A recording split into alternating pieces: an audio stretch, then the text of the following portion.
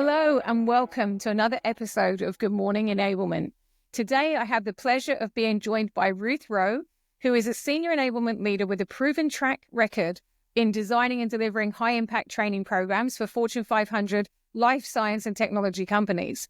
With a background in quota-carrying sales and solution consulting, she excels at accelerating ramp time and driving revenue growth through strategic, cross-functional collaboration. Ruth's expertise in sales enablement is supported by her BS in education and a master's in management, which enables her to craft engaging, results-driven learning experiences that boost sales performance and foster team alignment. So I'm really excited, Ruth, that you are joining us today. And the topic of this episode is the power of leadership development and turning that vision into action. And as you know, as we both know, that when you have a team of leaders on the front line driving your sales force, sometimes it's difficult for them to translate strategies of a vision into action. So what does it take to turn a compelling vision into an actionable strategy that inspires results? Yeah, well, thanks, first of all, for having me. Appreciate being here. And yeah, so I believe, to put that in perspective, it begins with collaborating with the team.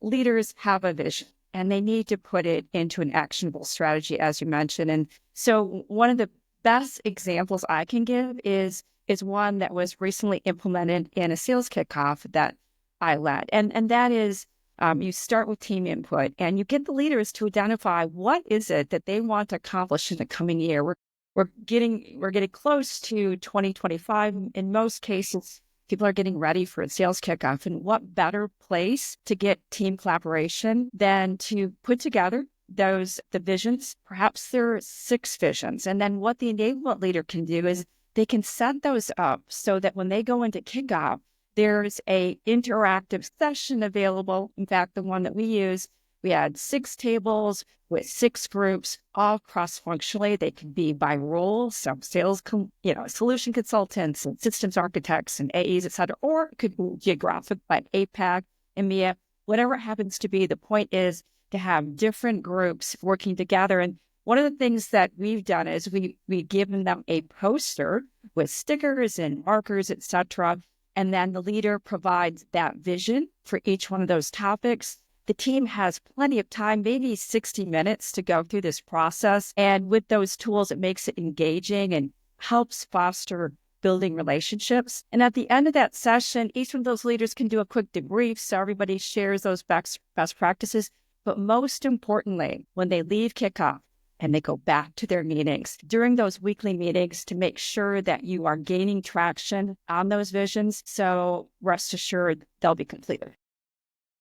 Thank you, Ruth. I was just taking some notes here. So what I heard is one way of turning vision into actionable strategies is if you leverage everyone together in, say, a live sales kickoff like you have, the example you gave, is you can create the teaming, the groups of who's going to be part of that vision for that leader. And what you did, it sounded fantastic, was created, an actionable poster that they had to kind of go through all the steps for that vision during that time, and then have these follow-up meetings to make sure they're on track during the coming year. That sounds fantastic. I'm sure you saw a lot of success with that. One of the questions that a lot of execs have asked me when I've been in the industry working with sales leaders is, how can leaders identify and address their blind spots to grow and lead more effectively? So Ruth, the question is to you. How can leaders identify and address their blind spots to grow and lead more effectively?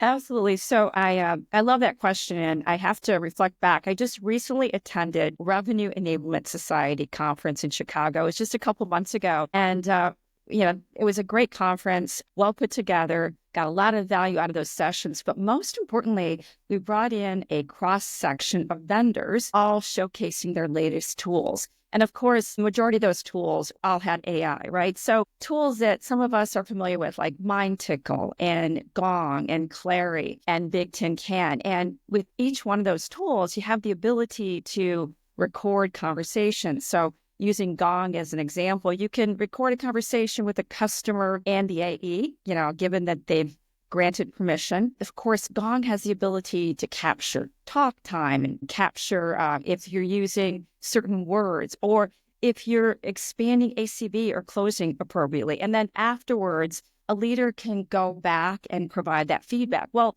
now, as these AI tools are expanding, leaders can actually use that same set of tools to actually critique themselves. So they could be leading a meeting, or they could be having a conversation with their colleague, and of course, disclosing that they're recording the conversation. AI will come back and also give them tips on being a more effective leader, which includes those blind spots. So certainly these tools aren't self-sufficient. Yet using a combination of these AI tools with that leadership expertise can really open the door and give them more awareness of those blind spots so that they can strengthen their leadership coaching. Thank you, Ruth.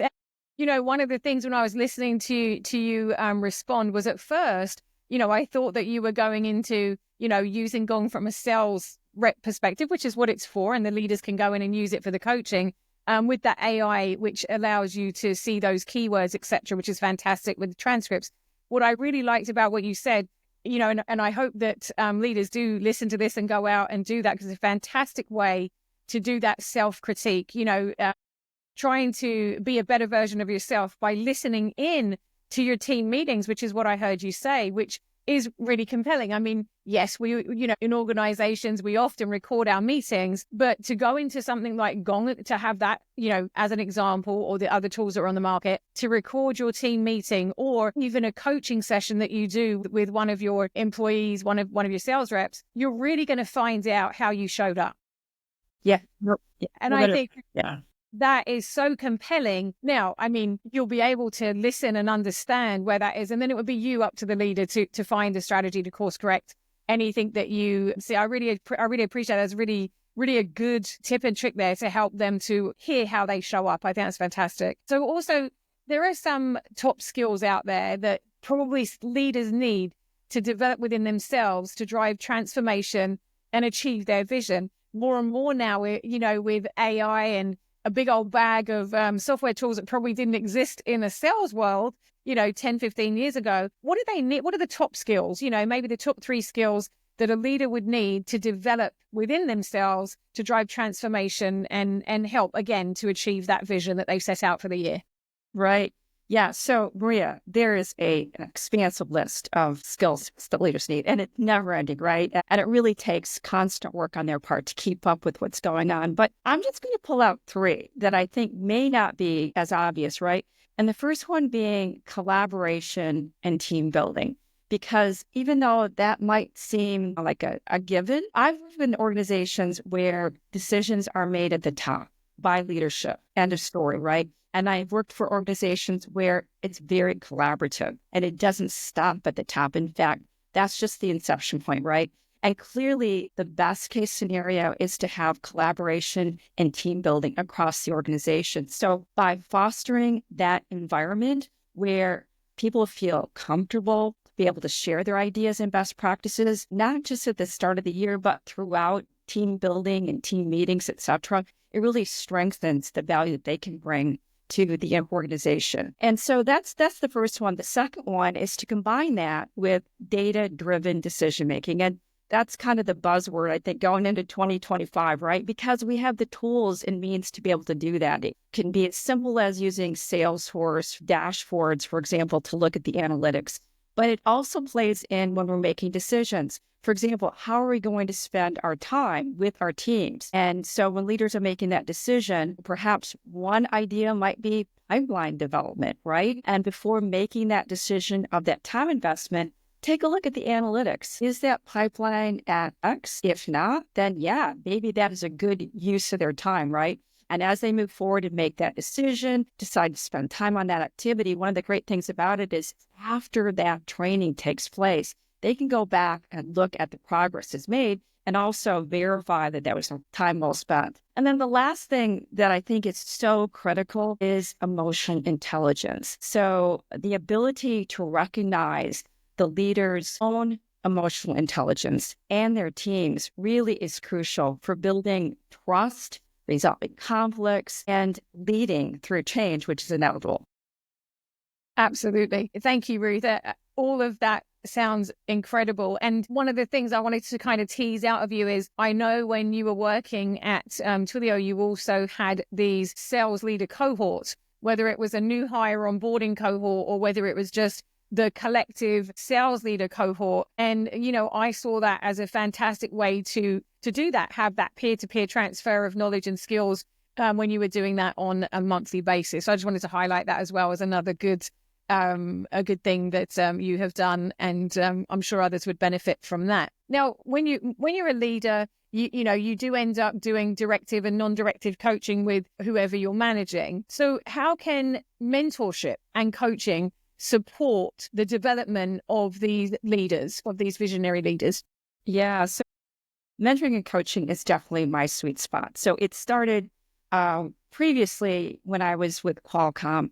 And with Qualcomm, they invested in developing a very solid mentoring and coaching program. And they provided it on open source, which meant organizations like Women in Science and Engineering that I was part of had access to that information. And so it started there, where I was leading this activity where we were bringing in people new and early to their career, along with more seasoned and tenured mentors. And when we rolled out that program, we didn't make any assumptions, but rather we shared with them what mentoring was, what it wasn't, what good mentoring looked like, what needed to be in framework, meaning the time investment, and also that the right coupling of the mentor and the individual being coached worked, and giving them an out. And so we took that information, and at Twilio, responsible for all leadership onboarding, we actually launched this mentoring program.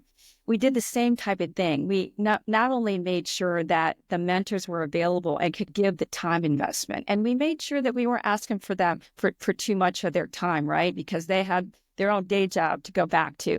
So we put a framework around the time, 30 minutes each week. We limited it to 90 days. And we also made sure there was a topic. So that meant that each one of these new leaders coming in had an opportunity to observe some coaching on the tenured leader's perspective. They had an ability to ask questions. They had also the ability to look at how they onboarded and what was working for them. And as a result of that, we actually reduced onboarding time for these leaders from 9 months to 6 months. So mentoring is a gift that we give ourselves, but it's also a gift that we give others. Fantastic. Ruth, this has been very compelling, some fantastic insight into how leaders can turn that strategic vision into action. And, just to kind of close off this session, if there was one key takeaway that you could give to any leaders that are listening, what would that be to turn strategy into action? Yeah, so turning strategy into action again, as I mentioned before, I think it starts by ensuring that you've collaborated with the team and others so that everybody's on board and everybody has a chance to be heard, and you're really listening to all the opportunities. And then secondly, tie it back to that data-driven strategy. And then finally, measure those results and look back and reflect and refine. Fantastic.